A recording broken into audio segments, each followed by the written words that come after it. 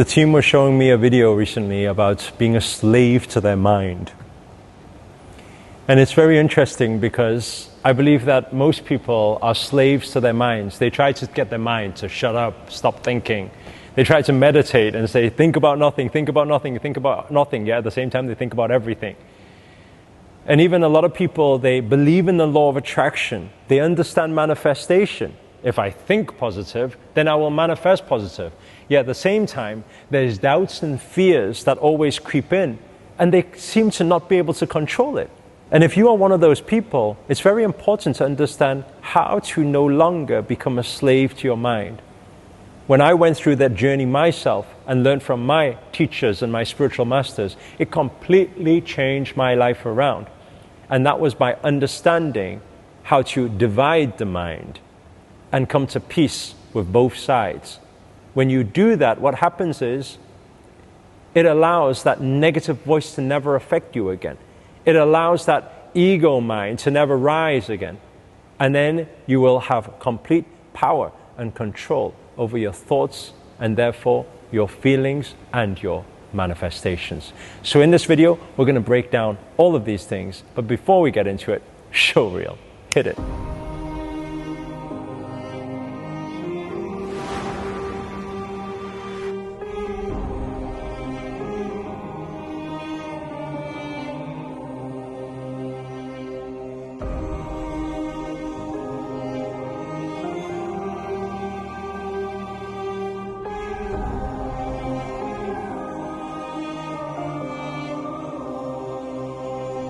Namaste everyone, Namo Himalaya. This is Sri Akarshana here. And in this video, I want to break down for you how to no longer be a slave to your mind.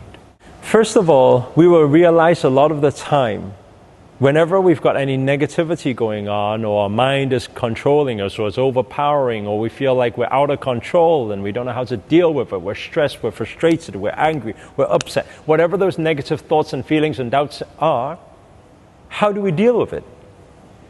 How did I deal with it? I learned that there are always two energies in the dialogue. Think about it like this. I don't know if you've ever said to yourself before, you said, I'm angry at myself.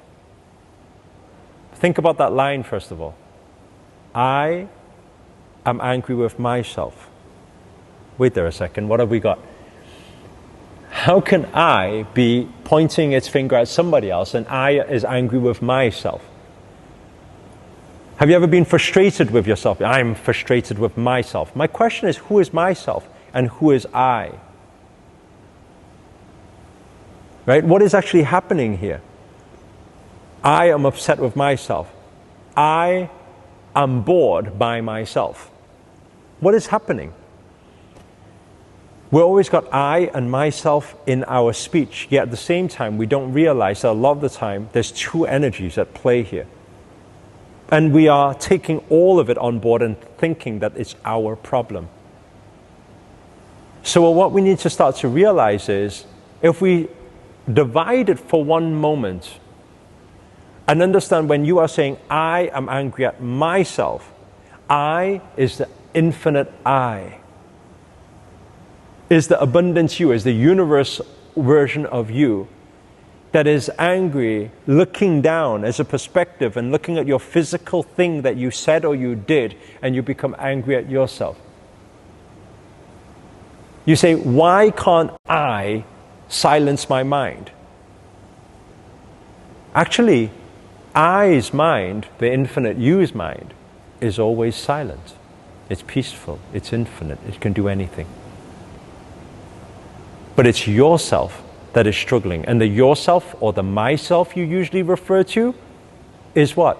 Is your ego, identity, physical, human self, which is not you. Once you come to the understanding that you are beyond myself, you are beyond yourself,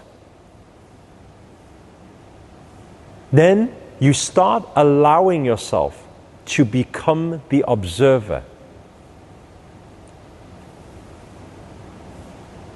The secret behind all of this is for I to become the observer. But not to think myself or yourself is you. If you use this mind trick, this very simple mind trick and perspective switch, you will start to realize you will no longer be controlled or a slave to your mind. Your mind is the myself. Your mind is the yourself. Whenever anything is happening, you observe. First, become the observer.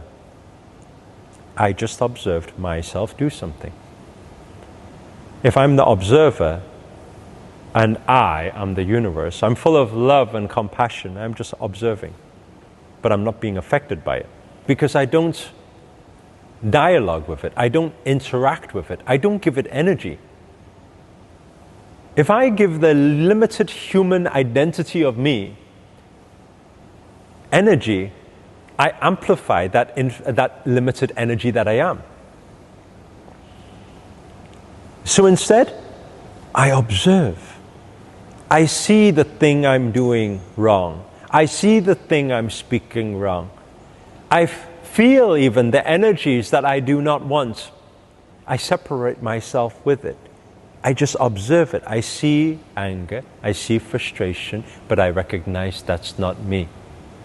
Because I am infinite. I am the universe. I am love. I am compassion. I am everything I want to be. And myself or yourself is not you.